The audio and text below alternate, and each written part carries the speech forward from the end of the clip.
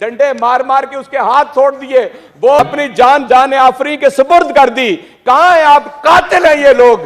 किसी के घर के ऊपर हमलावर हम नहीं हुए। हमने किसी की बहन बेटी की इज्जत के साथ खिलवाड़ नहीं किया। हमने बच्चों को टीयर गैस के शेल नहीं मारे, हमने रबर की गोलियां नहीं मारी, हमने किसी के साथ ऐसा जुल्म नहीं किया। साइफर आएगा और यहां पर एक इंपोर्टेड हुकूमत कायम होगी। साइफर आया, एक दफा वजीर आजम इमरान खान थे, दूसरी दफा वजीर आजम प्राइम मिनिस्टर थे। मतलब उसका नाम लेना मैं समझता हूं जुबान पलीद हो जाती है, जो कायदे आजम और पाकिस्तान को और पाक फौज को गालियां निकालता है कि जिन्होंने पेट फाड़ने थे, लाड़काना, लाहौर और कोयटा की सड़कों पर घसीटना था। अस्सलाम वालेकुम नाज़रीन, रिहाई के बाद एजाज चौधरी ने नेशनल असेंबली फ्लोर पर मौजूदा हुकूमत की धज्जियां उड़ाकर रख दी। शहबाज शरीफ को उन्होंने कहीं का ना छोड़ा, ऐसी दुआदार तकरीर की। आइए नाज़रीन, ये उनकी तकरीर सुनते हैं, फिर मज़ीद डिटेल आपके सामने रखते हैं। सारे बलूचिस्तान के मुहिब वतन यहाँ पर मौजूद हैं, जो अपनी जानिब पे खेल के वहाँ पर अपनी ज़िंदगी के मुश्किल तरीन हालात में बसर करते हैं। लेकिन क्या भारत की रेशा दवानियाँ आपको नहीं याद कि बलूचिस्तान के अंदर क्या हो रहा है? क्या आपको नहीं पता कि यहाँ पर जनापुर के नक्शे आए? अपने MKM पाकिस्तान के दोस्तों से पूछ लें कि वो बाहर जो एक बैठा हुआ है, मतलब उसका नाम लेना मैं समझता हूँ जुबान पलीद हो जाती है, जो कायदे आजम और पाकिस्तान को और पाक फौज को गालियां निकालता है।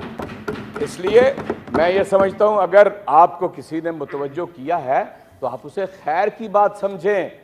मुल्क टूट गया था, आपकी याददाश्त में रहना चाहिए।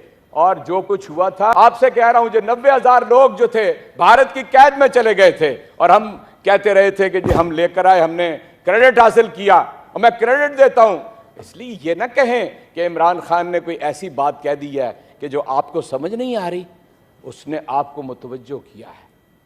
अगर इसी तरह साजिश होगी, इसी तरह 2 दफा साइफर आएगा और यहां पर एक इंपोर्टेड हुकूमत कायम होगी। साइफर आया, एक दफा वजीर आजम इमरान खान थे, दूसरी दफा वजीर आजम प्राइम मिनिस्टर थे। दोनों का नतीजा एक था, आपने डिमार्श किया यहां पे अमरीकियों को। आप क्या कहते हैं, यहां ये वैसी हुकूमत आ गई है? 20 लोगों को आपने खरीदो फरोख्त किया सिंधा, उसमें मंडी नहीं लगी यहां पर आप। इसलिए मैं ये समझता हूं कि गिलानी साहब फरमा रहे थे, गिलानी साहब तहरीक इंसाफ ने आपके ऊपर मुकदमे नहीं कायम किए, जरदारी साहब को 10 साल तहरीक इंसाफ ने जेल में नहीं रखा, हमने नहीं आपको कोई सजा दी, हमने सारे केस आपने एक दूसरे के ऊपर बनाए जो आप अदालतों के अंदर चल रहे हैं। एक केस सिर्फ हमने बनाया है जिसमें यानी प्राइम मिनिस्टर को और उसके बेटे जाली वजीर आला पंजाब को बिल्कुल सजा हो सकती है। ओपन एंड शट केस है FIA का। आपने डायरेक्टर बदला, आपने एक को हार्ट अटैक हुआ, दूसरा भी वो फौत हो गया। इसलिए मैं कहता हूं कि तहरीक इंसाफ की तरफ ये रूह सुखन आपका नहीं होना चाहिए। आप अपनी सफ़ों के अंदर ढूंढें वो कौन लोग हैं, अपने अंदर से ढूंढें। और दूसरी, आप कहते हैं जनाब उदास हैं आप, यानी आप वो जो लाहौर के मसाफात में एक बस्ती है लंदन, वहां पर जो हमारे गुरु बैठे हैं उनसे तो आप उदास नहीं हुए, तो पेशावर तो ऐन पाकिस्तान का हिस्सा है, उससे आप उदास हो गए। और मैं सिर्फ यही अपनी बात को लंबा नहीं करता, सिर्फ मैं यही कहना चाहता हूं कि ये उठ के चले गए। मुझे वादा किया था वज़ीर कानून ने कि वो मेरी बात सुनेंगे। हमारे एक कारकुन को हमारा हक है।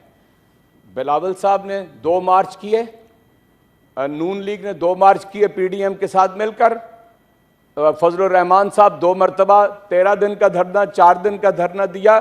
हमने सबको अमन ईमान फराम किया। किसी के घर के ऊपर हमलावर हम नहीं हुए। हमने किसी की बहन बेटी की इज्जत के साथ खिलवाड़ नहीं किया। हमने बच्चों को टीयर गैस के शेल नहीं मारे, हमने रबर की गोलियां नहीं मारी, हमने किसी के साथ ऐसा जुल्म नहीं किया। हमने लाहौर के फैसल अब्बास को कि जो लटक रहा था अपनी जान बचाने के लिए डंडे मार मार के उसके हाथ तोड़ दिए, वो वेलकम रजा साहब, आइए। अपनी जान आफरी के सुपुर्द कर दी। कहां है आप? कातिल हैं ये लोग। हमने FIR दर्ज कराई है कातिल वजीर दाखिला के ऊपर। और मैं ये कहना चाहता हूं, आखिरी बात सुन लें, कभी भी किसी सियासतदान के बारे में ऐसा ना कहें जो अल्फाज यहां पर चेयरमैन तहरीक इंसाफ के बारे में हमने तो कभी लिख कर नहीं दिया था कि हमें डिमेंशिया हो गया है। हमने कभी नहीं लिख के दिया था अदालतों में। इलाज तो उनको कराने की जरूरत है ना, इलाज उनको कराने की जरूरत है जो 8 हफ्ते का कह के गए थे लाहौर हाई कोर्ट के अंदर। 8 हफ्ते का कह के गए, इस्लामाबाद हाई कोर्ट ने मफरूर करार दिया, इस्लामाबाद हाई कोर्ट ने मफरूर करार दिया जाली बीमार। पुलिस की तहवील में चला गया था और आपने यहाँ से प्रोडक्शन ऑर्डर जारी किया।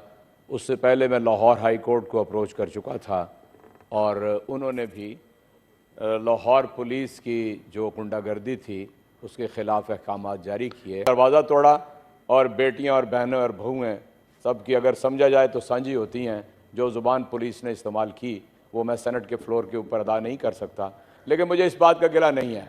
हम तो बिल्कुल यानी सियासी कारकुन हैं, ये सेनेट में तो 15 महीने हुए आए हैं। हम बिल्कुल तैयार हैं किसी भी फस्ताई हथकंडे के लिए। जिस शख्स ने 70 से पहले पीपल्स पार्टी का दौर देखा हो, जिसने ज़ियाउल हक, मुझे उस दिन कहा कि आपने हज़रत ज़ियाउल हक कह दिया, दुनिया से गुजर गए हैं।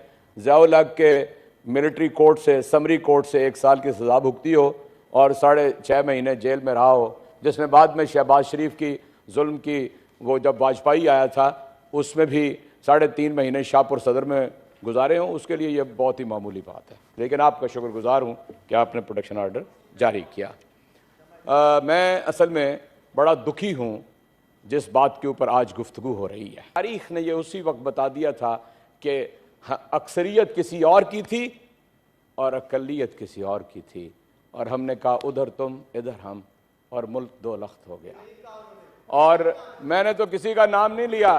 चांडियो साहब, आपने देख लिया आपके हमसाये के अंदर अफगानिस्तान है, 40 बरस हो गए हैं। इस्तेमार उस पूरी कौम को तबाह बर्बाद कर चुका है, उसके ऊपर बम्बार्डमेंट करता है, उसके ऊपर ड्रोन हमले करता है। और यहां सारे याद रख लें कि यहां पर वो कौन कौन लोग थे कि जिन्होंने ड्रोन हमले करने में मदद दी थी। इसलिए आंखें बंद ना करें, वो जो उस कबूतर की तरह कि जो बिल्ली को देख के आंखें बंद कर लेता है।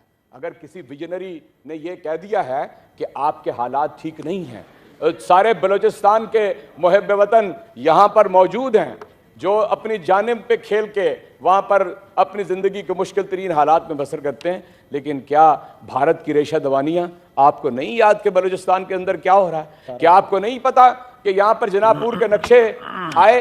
अपने एम पाकिस्तान के दोस्तों से पूछ लें कि वो बाहर जो एक बैठा हुआ है, मतलब उसका नाम लेना मैं समझता हूँ जुबान पलीद हो जाती है, जो कायद-ए-आज़म और पाकिस्तान को और पाक फौज को गालियां निकालता है। जी तो नाज़रीन, ये थी आज की वीडियो। उम्मीद करती हूँ आप लोगों को वीडियो अच्छी लगी होगी। वीडियो के बारे में अपना फीडबैक जरूर दीजिएगा। मिलते हैं अगली वीडियो में, तब तक के लिए खुदा हाफिज़।